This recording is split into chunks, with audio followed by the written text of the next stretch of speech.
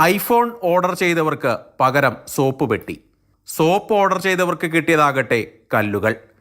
ഇങ്ങനെ പല അബദ്ധങ്ങളും ആമസോൺ ഡെലിവറിയിൽ സംഭവിച്ചത് വാർത്തയായിട്ടുണ്ട്. എന്നാൽ ബംഗളൂരുവിൽ ഇന്നലെ സംഭവിച്ചത് അല്പം കടന്ന കൈയായിപ്പോയി.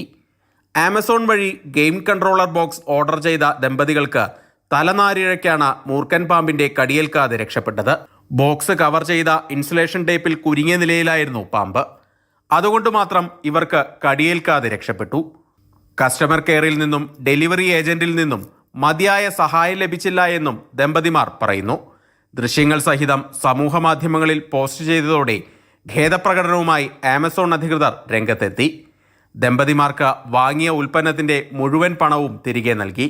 എന്നാൽ ഇതെങ്ങനെ സംഭവിച്ചു എന്നത് സംബന്ധിച്ച് ഒരു വിശദീകരണവും ആമസോൺ നൽകിയിട്ടുമില്ല. വിഷയത്തിൽ കമ്പനി അധികൃതർ അന്വേഷണം ആരംഭിച്ചിട്ടുണ്ട്. മാതൃഭൂമി ന്യൂസ്, ബംഗളൂരു.